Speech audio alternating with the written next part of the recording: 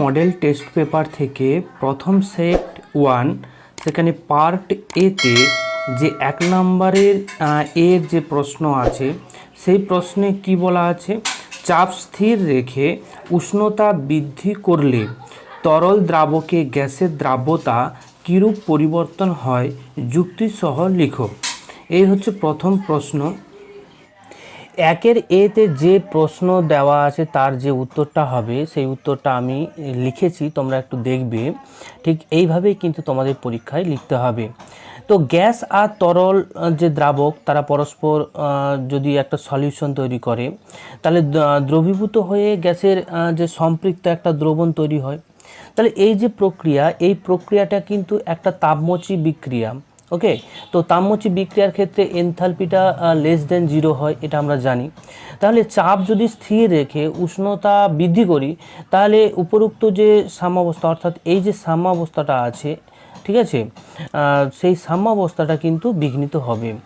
ঠিক আছে, লাসেতেলিয়ার যে নীতি, সেই নীতি অনুসারে যদি আমরা দেখি তাহলে বিপরীত যে মুখী বিক্রিয়া, অর্থাৎ এই যে সম্পৃক্ত দ্রবণ থেকে তরল দ্রাবক আর গ্যাস, এই বিপরীত দিকে যে বিক্রিয়াটা ঘটছে সেই বিপরীতমুখী বিক্রিয়াটি এই যে সম্মুখমুখী বিক্রিয়া, অর্থাৎ গ্যাস দ্রাবক মিলে যে সম্পৃক্ত, সেই সম্মুখমুখী বিক্রিয়ার যে তুলনায় অনেকটাই বেশি সংঘটিত হয়।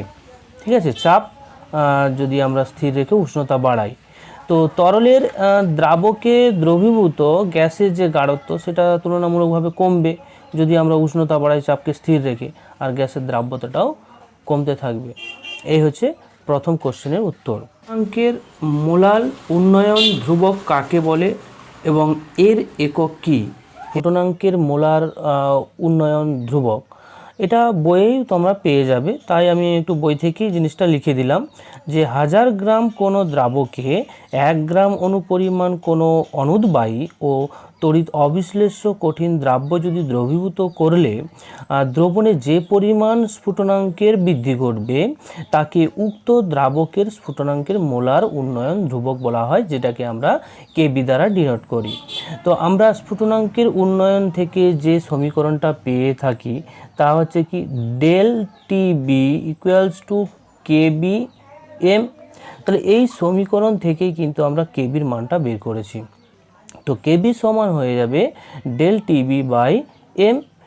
তো ডেল টিবি এর যে একক, সেই এককটা কিন্তু কেলভিনে হয়, আর এম এখানে মোলার যে তোমার গাঢ়ত্ব তার একক হবে মোল পার কেজি। ঠিক আছে, তো মোল পার কেজি, তাহলে আমাদের এখানে কেবির যে একক সেটা হয়ে যাবে কেলভিন কেজি পার মোল। ওকে, একের বিয়ে যে প্রশ্ন আছে তার উত্তর হচ্ছে কি, কঠিন অধিশোষক দ্বারা গ্যাসীয় পদার্থের ভৌত এবং রাসায়নিক উভয় প্রকার অধিশোষণই চাপের বৃদ্ধি বা হ্রাসের সঙ্গে যথাক্রমে বৃদ্ধি বা হ্রাস হয়। অর্থাৎ চাপ যদি বৃদ্ধি করি তাহলে অধিশোষণের বৃদ্ধি পাবে, আর চাপ যদি হ্রাস করি তাহলে অধিশোষণের মানটা কমে যাবে। এরপর একটা আমাদের পার্থক্য দিয়েছে, শোষণ আর অধিশোষণের মধ্যে পার্থক্য। তো আমি দুটো পার্থক্য এখানে লিখেছি, যে কোনো কঠিন পদার্থের অভ্যন্তরে কোনো তরল বা গ্যাসীয় পদার্থের সর্বত্র সমানভাবে মিশে যাওয়া বা প্রবেশ করার কে আমরা শোষণ প্রক্রিয়া বলি। আর অধিশোষণ বলতে কি বোঝায়, কোনো কঠিনের শুধুমাত্র বাইরের পৃষ্ঠদেশে কোনো তরল বা গ্যাসীয় পদার্থের শোষণকে আমরা অধিশোষণ বলি, অর্থাৎ এটা বাইরের পৃষ্ঠে ঘটবে। আর শোষণের ক্ষেত্রে পদার্থের ব্যাপনের মাধ্যমে ছড়ে, অর্থাৎ যে পদার্থটি শোষিত হবে তা ব্যাপনের মাধ্যমে ছড়িয়ে পড়বে। কিন্তু অধিশোষণের ক্ষেত্রে যে পদার্থ অধিশোষিত হয় সেই পদার্থের গাঢ়ত্ব পৃষ্ঠতলে সর্বাধিক হয়ে থাকে। এটাই হচ্ছে শোষণ আর অধিশোষণের মধ্যে পার্থক্য। একের বিয়ের অথবার উত্তরটা হবে FeOH3 ধনাত্মক আধানগ্রস্ত দ্রাবক বিকর্ষী একটা সল। ঠিক আছে, এটা আমরা জানি। তো সুতরাং এই সলে তঞ্চন ঘটানোর জন্য প্রয়োজন ঋণাত্মক আধান বিশিষ্ট আয়ন। এই সলটা যদি ধনাত্মক হয় তাহলে ঋণাত্মক আধানের প্রয়োজন হবে। আর সুলজে-হার্ডির নিয়ম অনুযায়ী অধিক আধানযুক্ত ঋণাত্মক আয়নই পারে কিন্তু বেশি পরিমাণ এই সলটাকে তঞ্চিত করতে। তাহলে আমাদের যেগুলো দেওয়া আছে তাদের মধ্যে যদি আমরা বিয়োজনটা দেখি, বিয়োজন থেকে আমরা যে অ্যানায়নগুলো পাচ্ছি সেই অ্যানায়নগুলির মধ্যে যার হচ্ছে চার্জটা বেশি হবে, অর্থাৎ বেশি ঋণাত্মক হবে, সেটাই কিন্তু উপযুক্ত এই ধনাত্মক সল্টটাকে আমাদের তঞ্জিত করতে। তাহলে উপরোক্ত নেগেটিভ আয়নগুলোর মধ্যে দেখো MgSO4 ভেঙে গিয়ে Mg2+ আর SO4 2-, অর্থাৎ এখানে SO4 2- আয়নের আধানটাই কিন্তু সব থেকে বেশি, ফলে এই SO4 2- আয়নের দ্বারাই কিন্তু এই সল্টটা কিন্তু তঞ্জিত হয়, ফলে আমরা MgSO4 বেশি কার্যকর বলেই মনে করব সূর্যহার্ডির নিয়ম অনুযায়ী। একের সিএরটা বলে দেওয়া আছে যে H2H2O7 এর গঠন কেমন হবে। তো H2H2O7 যেটাকে আমরা পাইরোসালফিউরিক অ্যাসিড বা ওলিয়াম হিসেবে চিনি, তার গঠন সংকেত যদি আমরা দেখি, OH একটা একটা করে সালফারের সঙ্গে যুক্ত হবে, আর সালফার সালফার পরস্পর একটা ব্রিজ বন্ধন যেটা O এর সঙ্গে কানেক্টেড হয়ে থাকবে। ঠিক আছে, তারপরে যেটা দেওয়া আছে যে P4 আর হচ্ছে NaOH আর জলের বিক্রিয়ায় কি হবে। জলের বিক্রিয়ায় ফসফিন উৎপন্ন হয়, মূলত ফসফিনই এখানে বিক্রিয়ায় উৎপন্ন হয়, আর NaH2PO2 উৎপন্ন হয়ে থাকে। একের সি এর অথবা উত্তরটা হবে হ্যালোজেন যে অ্যাসিডগুলো হয় তাদের অ্যাসিডিটি ক্রম বা আম্লিকতার ক্রম অনুযায়ী যদি আমরা সাজাই, তাহলে HIটা বেশি হয়, তারপর HBr, তারপর HCl, তারপর HF। আর একটা দেওয়া আছে জেননের যে ফ্লোরাইড XeF4কে আর্দ্র বিশ্লেষিত করলে কি উৎপন্ন হয়। যদি আর্দ্র বিশ্লেষণ ঘটায় তাহলে আমাদের উৎপন্ন প্রোডাক্ট হবে XeOF4 আর হচ্ছে HF উৎপন্ন হবে। একের ডি এর যে প্রশ্ন দেওয়া আছে তার উত্তর হবে ইডিটি এর পুরো নাম কি। ইডিটি এর পুরো নাম হলো ethylene diamine tetra acetic acid, যার সংকেতটা তোমরা দেখতে পাচ্ছ ঠিক এইরকম হবে। তো নাইট্রোজেনের সঙ্গে দুটো হচ্ছে CH2COOH গ্রুপ যুক্ত থাকবে, আর পরস্পর নাইট্রোজেন এরা তোমার CH2CH2 দ্বারা যুক্ত থাকে ব্রিজ বন্ধন দ্বারা। ওকে, তো এখানে NI, তার পরবর্তী কোশ্চেনটা হচ্ছে NiCN4 2- এর গঠন আয়নের সংকরায়নটা কি হবে। যেহেতু সায়ানাইড একটা শক্তিশালী লিগেন্ড, ঠিক আছে, তো এই লিগেন্ডের উপস্থিতিতে কিন্তু তোমার যে ইলেকট্রনের পেয়ারিং হবেই। ওকে, তাহলে নিকেল NiCN4 2- এদের যদি আমরা সংকরায়ন দেখি তাহলে দেখব যে 3Dতে পেয়ারিং হয়ে তোমার হচ্ছে অবস্থান করবে 1 2 3 4, 4টি হচ্ছে পেয়ারিং অবস্থান করবে, আর হচ্ছে একটা ডি ফাঁকা থাকবে। সেই জায়গায় এই যে অ্যাম্বিডেন্ট নিউক্লিওফাইল বা সায়ানাইডটা হচ্ছে ইলেকট্রন জোট দান করে দিয়ে বন্ধন করবে একই রকম 4s-এর সাথে আর 4p-র সাথে দুটো, ফলে যে DsP2 সংকরায়ন হবে। ঠিক আছে, তো এদের DsP2 সংকরায়ন যখন হয়ে যাবে, এদের যে স্ট্রাকচার, সেই স্ট্রাকচারটা তোমরা দেখতে পাচ্ছ ঠিক এই রকম হবে, যেটাকে সমতলীয় বর্গাকার বা স্কোয়ার প্লেনার হিসেবে আমরা চিনি। একের যে প্রশ্নটা আছে সেই প্রশ্নের উত্তরটা কি হবে, যে গ্লুকোজ ফেলিং দ্রবণ সহযোগী যদি আমরা উত্তপ্ত করি তাহলে কিন্তু লাল বর্ণের একটা অধক্ষেপ হয়। তো গ্লুকোজের স্ট্রাকচার আমরা লিখেছি, তোমরা যদি না পারো গ্লুকোজের স্ট্রাকচার লেখার দরকার নেই, গ্লুকোজ বলে দিলেই হবে। ঠিক আছে, গ্লুকোজ ফেলিং দ্রবণ যদি দিই তাহলে গ্লুকোনিক অ্যাসিড আর হচ্ছে যে কিউপ্রাস অক্সাইডের একটা লাল অধক্ষেপ উৎপন্ন হয়। তাছাড়াও গ্লুকোজে যদি আমরা ব্রোমিন আর H2O দ্বারা জারণ ঘটাই তাহলে কিন্তু গ্লুকোনিক অ্যাসিড উৎপন্ন হয়। তো গ্লুকোনিক অ্যাসিডের যে সংকেত সেটা কিন্তু তোমাদের একটু মনে রাখতে হবে। ওকে, 2-এর এর উত্তরটা হবে 1, যেটা একটি সমযোজী কেলাসাকার উদাহরণ হলো সেটা হিরো হতে পারে, গ্রাফাইট হতে পারে। আর 2 নম্বর প্রশ্নে তোমরা স্ক্রিনে দেখতে পাচ্ছ, সেই প্রশ্নে যা দেওয়া আছে সেই অনুযায়ী আমি যেগুলো দেওয়া আছে সেগুলো লিখে নিলাম। ঘনত্ব দেওয়া আছে, আর যে ক্লাসের যে ধরনটা সেটা BCC দেহকেন্দ্রিক ঘনাকার সেটাও দেওয়া আছে। তাহলে দেহাকার বা BCC যদি হয়ে যায় তখন একক কোষে যে কণার সংখ্যাটা কিন্তু জেড, অর্থাৎ জেডের মানটা 2 হয়ে যায়। আর একক কোষে বাহুর দৈর্ঘ্যটা আমাদের দেওয়া আছে অ্যামস্ট্রমে, সেটাকে সেন্টিমিটারে কনভার্ট করতে হবে। এরপর আমরা যে সূত্র থেকে যেটা পাই সেটা হচ্ছে ρ = ZM by N A cube. এখানে এমটাকে আমরা পারমাণবিক যে ভর তা পারমাণবিক ভর ধরলাম। তো এই যে সমীকরণ, এই সমীকরণ থেকে আমরা এমটাকে ক্যালকুলেশন করব, অর্থাৎ এমটা বের করতে হবে। তো এম বের করার জন্য আমরা কি করব, এমটাকে এক পাশে নিয়ে এসে বাকি ওই পাশে নিয়ে যদি আমরা সরলীকরণ করি তাহলে দেখবে তোমরা এম সমান যে 51.759 এই পরিমাণ হয়ে যায়। তাহলে এখান থেকে আমরা কি বুঝতে পারছি যে 156 গ্রাম যে পরিমাণ পদার্থ দেওয়া আছে, ঠিক আছে, সেই পরিমাণ পদার্থে পরমাণুর সংখ্যাটা কত হবে, সেই পরিমাণ পদার্থে পরমাণুর সংখ্যা n গুণিত যে পরিমাণ দেওয়া আছে ডিভাইডেড বাই এর যে পারমাণবিক ভর, সেই পারমাণবিক ভর দিয়ে ভাগ করতে হবে। করলে এখানে 18.139 10⁻23 টি। এবারে উপস্থিত একক কোষের সংখ্যা যদি নির্ণয় করতে দেয় তাহলে উপস্থিত একক কোষের সংখ্যা কত হবে, যেহেতু একটা কোষের মধ্যে বিসিসি একটা কোষের মধ্যে দুটো থাকে পরমাণু, দুটো সংখ্যক যে পরমাণু যদি থাকে তাহলে একক কোষের সংখ্যা কত হবে উপস্থিত এই 156 গ্রামে। তাহলে 156 গ্রামে যে পরিমাণ অণু আছে, এই পরমাণু আছে, সেই সংখ্যাকে 2 দিয়ে যদি আমরা ভাগ করি তাহলে যে পরিমাণটা পাবো সেটাই হয়ে যাবে উপস্থিত একক কোষের সংখ্যা। ওকে, 2 এ যে অথবাটা দেওয়া আছে সেই অথবার প্রশ্নের উত্তরটা দেখো, একেরটা হয়ে যাবে একটি যে সরল ঘনাকাকার একক কোষের প্যাকিং দক্ষতার মান কত, 0.524। আর দ্বিতীয়ত যেটা দেওয়া আছে তোমাদের স্ক্রিনে দেখো দেওয়া আছে কোশ্চেনটা, সেই অনুযায়ী বাইনারি কঠিন পদার্থের ক্লাস যেটা A+B- যা জিঙ্ক ব্লেন্ডের ন্যায় হয়, তাহলে আমরা এখানে ধরে নেব যে ল্যাটিস গঠনকারী B- আয়নের সংখ্যা n, আর চতুস্থলকীয় গর্তটা কত হবে, 2n হবে। যেহেতু গর্তগুলির 20% A+ আয়ন দ্বারা পূর্ণ থাকে, তাই A+ আয়নের সংখ্যাটা কত হবে, A+ আয়নের সংখ্যা 25/100 ইন্টু 2n, তাহলে n/2 আসছে। তাহলে A+ আর B- এর অনুপাত যদি করি, A+ এর সংখ্যা কত, n/2, আর B- এর n, তাহলে এদের মধ্যে অনুপাতটা কত হচ্ছে 1:2।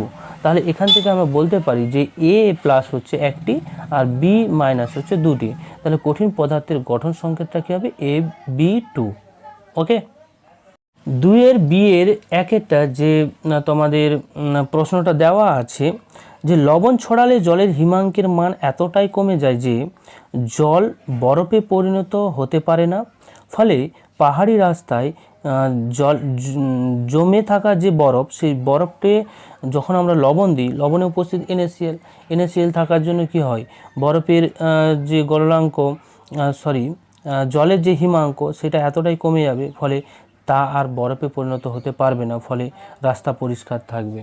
এবারে দ্বিতীয় নম্বর যে প্রশ্ন আছে তার যে প্রশ্নানুসারে যেটা আমরা প্রশ্নে দেখেছি তা অনুযায়ী দ্রবণের যদি ইউরিয়ার মোল সংখ্যা বের করি সেটা কত হবে, 2.5 ইন্টু 500টা কি মোট যে আয়তন সেটা দেওয়া আছে, ডিভাইডেড বাই ইউরিয়ার যে আণবিক ভর ইন্টু 100, তাহলে এখান থেকে পেয়ে যাচ্ছি 0.208 মোল।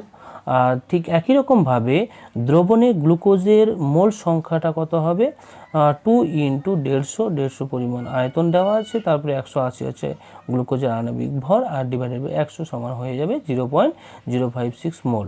তাহলে দ্রাব্যের যে মোট মোল সংখ্যা সেটা কত হবে, এই দুটো যোগ করলে দ্রাব্যের মোল সংখ্যা আমরা পেয়ে যাচ্ছি। তাহলে দ্রবণের মোট আয়তনটা কত, দ্রবণের মোট আয়তন একবার হচ্ছে যে 500 করে টোটাল হচ্ছে তোমার হয়ে যাবে 1000 মিলিলিটার, যেটাকে আমরা 1 লিটার হিসেবে ধরি। ওকে, তো মিশ্রণের অভিস্রবণ চাপ পাই সমান nRT/v, এটা তো আমরা জানি। তো এখানে আমরা যেটা জেনে এসেছিলাম যে পাই সমান CRT, এখানে C বলতে হচ্ছে n/v। ওকে, তো n এর পরিমাণটা আমরা জানি মোট যে মোল সংখ্যা, আর এর মানটা 0.082 ইন্টু, আর টি এর মানটা হচ্ছে তোমার 300 হবে কেলভিনে, ডিভাইডেড বাই 1 সমান, তাহলে অভিস্রবণ চাপটা হয়ে যাবে 6.49 atm। এখানে 6.49 atmটাই হবে উত্তর। ওকে, 2 এর সি এর 2 এরটা দেখো তোমরা, গ্যালভানিক সেল একটা কনস্ট্রাক্ট করতে হবে তো গ্যালভানিক কোষটি যেটা হবে প্রশ্ন অনুসারে সেই গ্যালভানিক কোষটা আমরা করে দিলাম। এবারে অ্যানোডের যে অর্ধ বিক্রিয়া সেটা আমরা লিখে নেব। অ্যানোডের যে রিয়াকশানটা আছে Zn থেকে Zn2+ করলাম। তো এইখানে আমাদের যেটা দেওয়া ছিল সেটা রিডাকশান পোটেনশিয়াল দেওয়া ছিল, কিন্তু আমরা এখানে দেখতে পাচ্ছি রিয়াকশানটা হচ্ছে অক্সিডেশন আছে, অর্থাৎ যেটাকে বলবো আমরা জারণ প্রক্রিয়া দেওয়া ছিল, তার ইভিটা কী হবে, উল্টো হয়ে যাবে, অর্থাৎ প্লাস হয়ে যাবে, তাই না? আর ক্যাথোডের অর্ধ বিক্রিয়া যদি করি তাহলে যেটা দেওয়া আছে Pb2+ থেকে Pb, এখানে হচ্ছে E0 যেটা দেওয়া আছে -0.13 ভোল্ট। ওকে, তো এইখানে কোষটির টোটাল যদি বিক্রিয়া দেখি তাহলে Zn+Pb+ থেকে Zn2+ Pb, এখানে ই সেলটা কী হবে, এই দুটো যোগ হবে, ই সেলটা অ্যাডিটিভ প্রপার্টি, যোগ করা যায়, ফলে যোগ করে দিলে কি হয় 0.63 ভোল্ট হয়ে যাবে। তাহলে এখানে এই যে বিক্রিয়া অর্ধ বিক্রিয়াগুলোতে ইলেকট্রনের যে পরিবর্তন বা আদান প্রদান ঘটেছে সেটা দুটো, তাহলে এন এর মানটা আমরা 2 পেয়ে যাচ্ছি। তাহলে ইএমএফ অফ সেল অর্থাৎ সেলের ইএমএফ যদি দেখি তাহলে E0 সেল -0.059/n লগ, এখানে হচ্ছে তোমার ডান পাশে থাকা তোমার Zn2+ তার যে গাঢ়ত্ব ডিভাইডেড বাই এই যে ক্যাটায়ন আছে তার গাঢ়ত্ব। এখানে কিন্তু পিবি বা জেডএন এদের কিন্তু কোনো রকম গাঢ়ত্ব নেওয়া যাবে না, কারণ এরা হচ্ছে কঠিন। ওকে, এইভাবে যদি ই সেলের মানটা বসায় আর এখানে এন এর মান আর এদের গাঢ়ত্বের মান যদি বসিয়ে আমরা ক্যালকুলেটরে ক্যালকুলেশন করি তাহলে কিন্তু আমরা ভোল্টটা পেয়ে যাই। ওকে, অথবাটা যদি দেখি তাহলে 1 নম্বরে দেখো, যে ক্ষেত্রে বিজারণ বিভবের মান যত নেগেটিভ হবে বা নেগেটিভ মানটা যার যত বেশি হবে তার ক্ষেত্রে বিজারণ ক্ষমতা বেশি হয়। তাহলে আমরা এ বি সি সবকটার তাদের নেগেটিভ চার্জের বেশি থেকে কমের দিকে টোটাল পজিটিভের দিকে নিয়ে এলাম, সাজিয়ে নিলাম। সাজিয়ে নেওয়ার পর দেখো যেটা নেগেটিভ চার্জের পরিমাণটা বেশি আছে, নেগেটিভ পোর্শনটা বেশি, সেটাকে আমরা 1 নম্বর করেছি, তার ক্ষমতাটা বেশি হবে। আর যেটা পজিটিভ বেশি সেটা হয়ে যাবে। তো সরি, এখানে একটু ভুল হয়ে গেছে, এখানে এটা 1 নম্বর হবে, এটা 2 নম্বর, এটা 3 নম্বর, এটা 4 নম্বর। তাহলে হয়ে যাচ্ছে A greater than D greater than C greater than B, এটা হচ্ছে সঠিক হবে। একটু মিস্টেক হয়েছে, দেখে নেবে। ওকে, দ্বিতীয় যে প্রশ্ন আছে, অসীম লঘুতায় অ্যাসিটিক অ্যাসিডের ডেল λ0m এর মানটা নির্ণয় করতে হবে। তো ক্লোরাসের সূত্র অনুযায়ী আমরা কি জানি যে λ0m অ্যাসিটিক অ্যাসিড সমান কী হবে, স্মল λ0 আয়নগুলোর যে তোমার ল্যামডা তার যে যোগফল সেটা হয়। তো এদের আমরা যদি ডাইরেক্টলি ক্যালকুলেশন করা যায় না, তো একটা সাপোর্টিং সাপেক্ষ ধরে করতে হয়, তাই আমরা এখানে Na+ যোগ করলাম, করে দিয়ে এটা সোডিয়াম অ্যাসিটেট করলাম, সোডিয়ামের অ্যাসিটেট লবণ করলাম, তারপর H+ সঙ্গে Cl যোগ করে HCl করলাম, আর এখানে Na+ আর Cl- যে যোগ করেছি সেই পোর্শনটা বিয়োগ করতে হবে, তাহলে NaCl বিয়োগ করে দিচ্ছি, করে দিলে দেখবে এই সব কটার মান কিন্তু দেওয়া আছে, যেগুলোর মান দেওয়া আছে সব কটা বসিয়ে দিলেই আমরা অ্যাসিটিক অ্যাসিডের ল্যামডা ভ্যালু মানটা পেয়ে যাই। 2 ডি এর একটা হচ্ছে যেটা দেওয়া আছে সেটা তোমার ছায়া বই থেকে পাবে, পেজ নাম্বার 213তেই পেয়ে যাবে ছায়া বইয়ে। আর দ্বিতীয় যে প্রশ্নটা আছে সেইখানে আমরা হার ধ্রুবকের যে মানটা সেটা লিখে নেব, লিখে 1 নম্বর সমীকরণ করব। তারপর হার ধ্রুবক এমনিতে যেটা আমরা যে এন ক্রমের ক্ষেত্রে যেটা করি সেইটা আমি যদি লিখে এই দুটোর মধ্যে তুলনা করি, তাহলে এন ক্রম যেহেতু তাহলে 3/2 দেওয়া আছে, তাহলে এদের মধ্যে তুলনা করলেই কিন্তু আমরা দেখো এই অংশ -x সমান কিন্তু 1 - n হয়ে যায়। ফলে এখানে n এর মানটা যদি বসিয়ে দিই তাহলে x এর মানটা হচ্ছে 1/2 হয়ে যাবে, এটাই আমাদের উত্তর হবে। 2 ডি এর অথবাটা দেখো, 1 নম্বরটা তোমরা বই থেকে দেখে নেবে। দ্বিতীয় নম্বর যে অঙ্কটা আছে সেখানে দেওয়া আছে t সমান 120 আর x এর মানটা তাহলে কত হবে, x এর মানটা কিন্তু আমাদের এখানে বের করতে হবে, বলে দিয়েছে 50% বিয়োজন হয়ে গিয়েছে। তাহলে এটা প্রাথমিক যদি হয়, এক্সটা যদি অবশিষ্ট হয়, তাহলে x সমান কী হবে, a × 50/100 অর্থাৎ a/2 হয়ে যাবে, অর্ধেক হয়ে যাবে। তাহলে a - x কত হবে, সেটাও অর্ধেক হবে, হাফ হবে। প্রাথমিক যদি a হয়, x যদি a/2 হয় তাহলে অর্ধেক হয়ে যাবে। এবারে আমরা k সমান কি জানি, 2.303 ডিভাইডেড বাই যে t log a/a - x, তো সেইখানে a মাইনাস এক্সের মানটা আমরা বসিয়ে দিলাম, বসিয়ে দিয়ে যদি আমরা এটা ক্যালকুলেশন করি কে এর মানটা কিন্তু মিনিট ইনভার্সে আমাদের চলে আসবে। এরপর 90% যেহেতু সম্পূর্ণ হয়েছে, তাহলে এক্সের পরিমাণটা, অবশিষ্ট পরিমাণটা কত হবে, প্রাথমিকের 90% হয়েছে, তাহলে a ইন্টু 90/100, সেখান থেকে 0.9 a আসছে, তাহলে a মাইনাস এক্সটা কত হবে, a মাইনাস এক্সটা হয়ে যাবে 0.1 a। আবার সেই একই রকমভাবে টি টাইমটা আমাদের বের করতে বলেছে, তাহলে টাইমটা বের করতে গেলে টি সমান কী করতে হবে, 2.303/k log a/ax মানে এখানে সবকটার মান কিন্তু আমাদের দেওয়া আছে, মানগুলো বসিয়ে দিলেই আমরা টি সমান প্রায় পেয়ে যাব যে 398.78 মিনিট পেয়ে যাই। এটাই হচ্ছে আমাদের উত্তর। আশা করি জিনিসটা বোঝা গেল। প্রশ্নানুসারে 2-এর যে এফ, 1-এর দেখে যে কোশ্চেনটা দেওয়া আছে সেখানে কিন্তু ব্রোমোবেনজিন 2 অণু ব্রোমোবেনজিন মিলিত হয়ে সোডিয়াম 2 অণু আর শুষ্ক ইথারের উপস্থিতিতে কিন্তু আমরা যদি বিক্রিয়া ঘটাই তাহলে কিন্তু বাইফিনাইল উৎপন্ন করে। তাছাড়াও দ্বিতীয় যে প্রশ্নটা দেওয়া আছে ইথাইল আয়োডাইড, তাতে জিঙ্ক কপার যুগ্ম আর জলীয় ইথানল যদি দেওয়া হয় তাহলে কিন্তু এইখানে আয়োডিন হচ্ছে রিপ্লেস হয়ে যায় হাইড্রোজেন দ্বারা, অর্থাৎ এখানে ইথেন উৎপন্ন হয়। 3 নম্বরের যে প্রশ্ন দেওয়া আছে সেখানে দেওয়া আছে, দেখো তোমাদের আরএস নোমেনক্লেচারের নির্ণয় করতে বলে দেওয়া আছে। তো সেইখানে আমরা যদি এই যে মলিকুলটা, সেইখানে মলিকুলের যে গ্রুপগুলো সেখানে যদি আমরা নাম্বারিং করি তাহলে OH গ্রুপ প্রথম প্রিয়রিটি পাবে, তারপর হচ্ছে NH2, তারপরে হচ্ছে CH3, তারপর H। ফলে এদের নাম্বারিং করার পর দেখা যাচ্ছে যে 3 নাম্বারটা হচ্ছে ব্যাক সাইডে আছে, আর 3 নাম্বার যদি ব্যাক সাইডে অবস্থান করে 3 ব্যাক নেগেটিভ রুল হয়, আর 3 ব্যাক নেগেটিভ রুল হওয়ার জন্য যদি 3টাকে স্থির রেখে আমরা 1 থেকে 2, 2 থেকে 3-এ যাই তাহলে রোটেশনটা হয়ে যায় অ্যান্টি ক্লকওয়াইজ। ঠিক আছে, অ্যান্টি ক্লকওয়াইজ হয়ে যাওয়ার জন্য এটা কিন্তু এস হওয়ার কথা, কিন্তু 3 ব্যাক নেগেটিভ রুল হওয়ার জন্য এটা কিন্তু আর কনফিগারেশন হয়ে যাবে।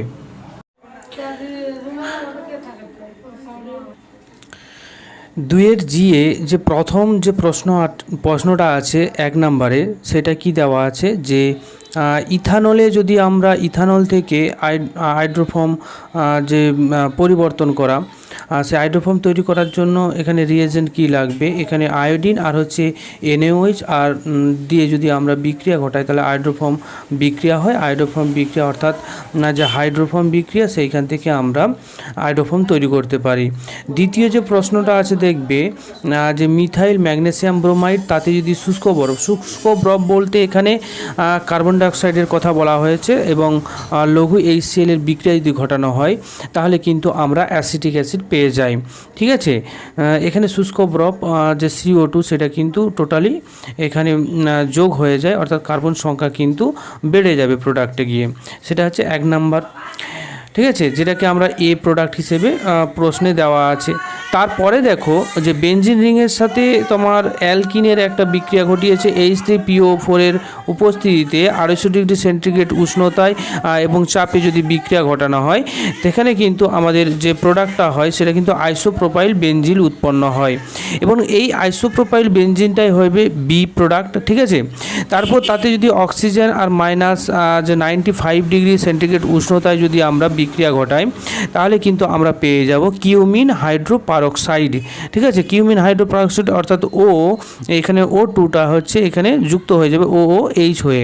ওকে, তারপর আমরা ডাইলুট যে H2SO4 দিয়ে যদি বিক্রিয়াটা ঘটাই তাহলে কিন্তু আমাদের যে প্রোডাক্টটা পাওয়ার দরকার সেটা কিন্তু ডি অর্থাৎ ফেনল পেয়ে যাব আর অ্যাসিটোন পাবো, মুখ্য প্রোডাক্ট হিসেবে ফেনল পাই।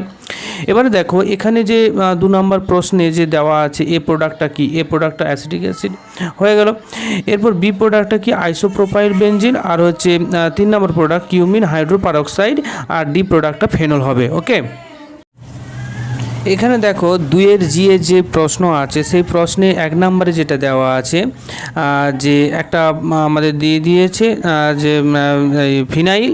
ঠিক আছে, অ্যানিলিন দেওয়া আছে, ফিনাইল গ্রুপের সাথে NH2 গ্রুপ অ্যানিলিনকে আমরা যদি যে ক্লোরোফর্ম আর অ্যালকোহলীয় KOH দিই, সেটা কিন্তু যে ফিনাইল আইসোসায়ানাইড উৎপন্ন হয়, অর্থাৎ নাইট্রোজেন দ্বারা কিন্তু বন্ডটা ফর্মেশন হবে বেঞ্জিনের সাথে। আর যদি আমরা পারাসিট দিই, যে পারাসিট দিলে কিন্তু আমরা জানি যে পারাসিট দিলে NH2 গ্রুপটা হচ্ছে NO2 গ্রুপে পরিণত হয়, অর্থাৎ নাইট্রো গ্রুপে পরিণত হয়, সেটা কিন্তু হয়ে যাবে। তাহলে আমাদের প্রথম যে প্রোডাক্টটা হচ্ছে ক্লোরোফর্ম আর অ্যালকোহলীয় KOH দ্বারা যেটা বিক্রিয়া করলে ফিনাইল আইসোসায়ানাইড উৎপন্ন হয়, আর যদি পারাসিট দিয়ে অক্সিডেশন ঘটায় তাহলে কিন্তু আমরা নাইট্রোবেনজিন পাবো। এরপরে চলে আসছি দ্বিতীয় নম্বর যে প্রশ্নটা আছে। দেখো দ্বিতীয় নম্বর প্রশ্নে দেওয়া আছে অ্যাসিটামাইডকে আমরা যদি P2O5 দ্বারা বিক্রিয়া ঘটায় তাহলে কি উৎপন্ন হবে। এখানে P2O5 হচ্ছে একটা শক্তিশালী জল শোষক, অর্থাৎ এই অংশ থেকে জলটা কিন্তু বেরিয়ে যাবে, H2 আর O এর সঙ্গে যুক্ত হয়ে জল বেরিয়ে যায়, আর এখানে সায়ানাইড উৎপন্ন হয়, অর্থাৎ মিথাইল সায়ানাইডটাই কিন্তু হয়ে যাবে এ প্রোডাক্ট। ওকে, তারপর এই মিথাইল সায়ানাইড এ প্রোডাক্টকে যদি আমরা লঘু HCl দ্বারা যদি বিক্রিয়া ঘটাই বা ডাইলিউশন করি লঘু HCl এর দ্বারা, তখন কিন্তু এইখান থেকে আমাদের যে সায়ানাইড গ্রুপটা কিন্তু অ্যাসিটিক গ্রুপে পরিণত হয়, COH গ্রুপে পরিণত হয়, সেটা তোমরা জানো যে লঘু HCl দ্বারা বা H3O+ দ্বারা যদি আমরা বিক্রিয়া ঘটাই, বি প্রোডাক্ট অ্যাসিটিক অ্যাসিড হলো। এরপর পুনরায় কিন্তু P2O5 যদি দিই তাহলে জল এখান থেকে বেরিয়ে যাবে। জল বেরিয়ে গেলে যে দুই অণু অ্যাসিটিক অ্যাসিড থেকে কিন্তু আমরা যে অ্যাসিটিক অ্যানহাইড্রাইড পাই, যেটা হচ্ছে প্রোডাক্ট সি। ওকে, এরপর আমরা 3 নাম্বার দেখো 2 H 3, যেখানে দেওয়া আছে যে যে মেটা পজিশনে নাইট্রো গ্রুপ আছে, আর বেসিক যে গ্রুপটা আছে সেটা নাইট্রো গ্রুপ আছে, অর্থাৎ এটাকে আমরা বলতে পারি 1,3-ডাইনাইট্রোবেনজিন। ওকে, তো একে যদি আমরা আংশিক বিজারণ করি সোডিয়াম সালফাইড দিয়ে, তাহলে কিন্তু একটা NO2 গ্রুপ NH2 গ্রুপে কনভার্ট হয়ে যায়, ফলে আমরা কি পাই, মেটা নাইট্রো অ্যানিলিন পাই। এটাই আমাদের প্রোডাক্ট হবে। 2 H যে অথবাই যে প্রশ্নটা দেওয়া আছে সেটা কিন্তু টোটালটাই স্টেপ ওয়াইজ করতে হবে, যা বলে দেওয়া আছে সেই রকমভাবে করতে হবে। প্রথমেই আমাদের যে আণবিকতা যে তোমার সংকেত দেওয়া আছে C6H5NO2, এটা কিন্তু এ প্রোডাক্ট, ঠিক আছে। তো এ প্রোডাক্ট, এটা যে এ প্রোডাক্ট সেটা কিন্তু তোমরা এখানে এটা নাইট্রোবেনজিনই হবে। ওকে, তো সেটাকে এ প্রোডাক্ট ধরে যদি আমরা SnHCl দ্বারা রিডাকশান করি, তাহলে কিন্তু এই যে NO2 গ্রুপ NH2 গ্রুপে পরিণত হয়, যার আণবিক সংকেতটা হচ্ছে C6H7N। এটা আমাদের বি প্রোডাক্ট।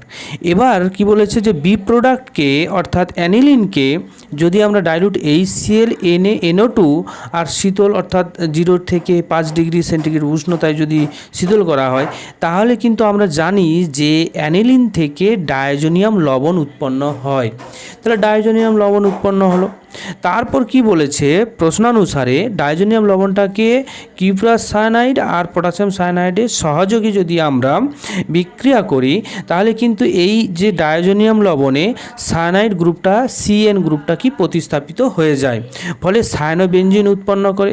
এরপর এই সায়ানোবেনজিনকে যদি আর্দ্র বিশ্লেষণ করি অ্যাসিডের উপস্থিতিতে, অল্প ডাইলুট অ্যাসিডের উপস্থিতিতে, তাহলে এই সায়ানাইড যে গ্রুপটা আছে সেই সায়ানাইড গ্রুপটা কিন্তু অ্যাসিডিক গ্রুপে পরিণত হয়, COOH গ্রুপে পরিণত হয়, যেটা আমাদের সি প্রোডাক্ট। ওকে, এরপর বলে দেওয়া আছে যে সি প্রোডাক্টকে সোডা লাইম অর্থাৎ NaO আর CaO দ্বারা যদি আমরা হিট করি, তাহলে কিন্তু এইখান থেকে কার্বন ডাইঅক্সাইড বেরিয়ে যায়, ঠিক আছে। ডিকার্বক্সিলেশন ঘটবে, সোডা লাইম দিয়ে যদি আমরা বিক্রিয়া ঘটাই ডিকার্বক্সিলেশন হলো। ডিকার্বক্সিলেশন হওয়ার জন্য এইখানে কিন্তু শুধুমাত্র বেনজিন উৎপন্ন হবে, যেটা আমাদের দেওয়া আছে প্রশ্নানুসারে। ওকে, তো এইখানে আমরা কি পেলাম, এ প্রোডাক্ট হিসেবে নাইট্রোবেনজিন পেলাম, বি প্রোডাক্ট হিসেবে অ্যানিলিন পেলাম, আর সি প্রোডাক্ট হিসেবে বেনজোইক অ্যাসিড পেলাম। ওকে, 2 G2টা দেখো, এখানে কি বলে দেওয়া আছে যে নাইট্রোবেনজিন থেকে তোমার হচ্ছে ওই NO2 গ্রুপের জায়গায় NHOH, তারপর সেটাকে আমরা করে দেব কি যে যে প্যারাহাইড্রোক্সি অ্যানিলিন, তারপর সেখান থেকে প্যারাসিটামল। এটা কিন্তু প্যারাসিটামলের সিনথেসিসের একটা প্রয়োগ দেওয়া আছে, কিভাবে সিনথেসিস করা হয় তার একটা ডেরিভেশন তোমাদের দিয়েছে। তো যাই হোক, এই নাইট্রোবেনজিনকে যদি আমরা জিঙ্ক আর অ্যামোনিয়াম ক্লোরাইড দ্বারা 50% অ্যালকোহলীয় অ্যাকোয়াস সলিউশন নিয়ে যদি রিডাকশান করাই, তাহলে কিন্তু আমাদের ফিনাইল হাইড্রোক্সিল অ্যামিন উৎপন্ন হয়। ঠিক আছে, এই প্রোডাক্টটা উৎপন্ন হবে যেটার নাম হচ্ছে ফিনাইল হাইড্রোক্সিল অ্যামিন। এরপর আমরা যদি লঘু HCl আর হিট দ্বারা যদি বিক্রিয়া ঘটায়, তাহলে কিন্তু এইখানে রিঅ্যারেঞ্জমেন্ট ঘটবে, অর্থাৎ NH2 হয়ে যায় আর OH-টা কিন্তু প্যারা পজিশনে এসে লাগবে, পরে প্যারা অ্যামিনোফেনল উৎপন্ন হয়। সেই প্যারা অ্যামিনোফেনলকে যদি আমরা যে অ্যাসিটিক অ্যানহাইড্রাইড দিয়ে যদি অ্যাসিটাইলেশন করি, তাহলে কিন্তু এই যে অ্যামিন NH2 গ্রুপের জায়গায় একটা H-এর পরিবর্তে COCH3 গ্রুপ যুক্ত হয়ে যায়, ফলে আমরা সেটা পেয়ে যাই প্যারাসিটামল। এইভাবে কিন্তু প্যারাসিটামলটা সিনথেসিস করা হয়। ওকে, 2-এর আয়ের যে প্রশ্নটা আছে, দেখো 2-এর আয়ের হচ্ছে প্রথম যে প্রশ্ন, সেই প্রশ্নে দেওয়া আছে যে ক্লোরোবেনজিন থেকে বেঞ্জোইক অ্যাসিড কীভাবে উৎপন্ন করবে। তাহলে ক্লোরোবেনজিনকে যদি আমরা প্রথমেই গ্রিগনার্ড রিয়েজেন্ট তৈরি করি, বিকারক তৈরি করি ম্যাগনেসিয়াম আর শুষ্ক ইথার দ্বারা, তাহলে কি হবে, এইখানে যে ক্লোরিনের জায়গায় MgCl হয়ে যায় আর বেনজিন গ্রুপ থাকবে। তারপর যদি আমরা যে কার্বন ডাইঅক্সাইড আর শুষ্ক ইথার সহযোগী যদি বিক্রিয়া ঘটাই এবং তাকে যদি হাইড্রোলাইসিস করি, তাহলে কিন্তু আমরা বেঞ্জোইক অ্যাসিড পেয়ে যাই। ঠিক আছে, তো তোমরা আশা করি এই রূপান্তরটা বুঝতে পারছো। তো দ্বিতীয় যে প্রশ্ন দেওয়া আছে, সেই প্রশ্নে কি বলে দেওয়া আছে যে একটি অ্যালকিনের উদাহরণ দাও যার ওজোনালাইসিসের ফলে শুধুমাত্র অ্যাসিটোন উৎপন্ন হয়। তাহলে অ্যাসিটোন উৎপন্ন হওয়া কখন সম্ভব, যখন 2,3-ডাইমিথাইল বিউটেন যদি নিই, তাহলে তাকে ওজোনালাইসিস করার পর ওজোনাইড উৎপন্ন হবে। তারপর এই ওজোনাইডের এই অংশটা ভেঙে যায়, তোমরা জানো অবশ্যই, আমি জাস্ট আরেকবার বলে দিলাম যে মধ্যবর্তী পর্যায়ে কি হয়। তারপর সেটাকে যদি আমরা জল আর জিঙ্ক দিয়ে যদি ভেঙে দিই এই অংশটাকে, তখন কিন্তু অ্যাসিটোন, দুই পক্ষ থেকে অ্যাসিটোন উৎপন্ন হচ্ছে। দেখো, আশা করি বুঝতে পারলে। এরপর দেখো, এখানে অ্যাসিটাইল তোমার হচ্ছে CH3CO আর Cl আছে। এখানে Cl এর জায়গাতে মিথেলটাকে যদি আমরা রিপ্লেস করতে চাই, প্রতিস্থাপন করতে চাই, তাহলে কিন্তু আমাদের মিথাইল ম্যাগনেসিয়াম ব্রোমাইড অর্থাৎ গ্রিগনার্ড রিয়েজেন্ট শুষ্ক ইথারের উপস্থিতিতে যদি বিক্রিয়া ঘটায়, গ্রিগনার্ড বিক্রিয়া ঘটায়, তাহলে কিন্তু এই যে Cl এর জায়গায় মিথেন গ্রুপটা রিপ্লেসমেন্ট হয়ে যায়, তাহলে কিন্তু আমরা প্রোডাক্ট যথাযথ পেয়ে যাব। তো এই ছিল আমাদের 1-এর দাগের আর 2-এর দাগের যে প্রশ্নের উত্তর সহ ব্যাখ্যা। ঠিক আছে, পরবর্তী ভিডিওতে আমরা পরবর্তী অংশগুলো করব, তার জন্য অবশ্যই পরের ভিডিও লক্ষ্য রাখবে।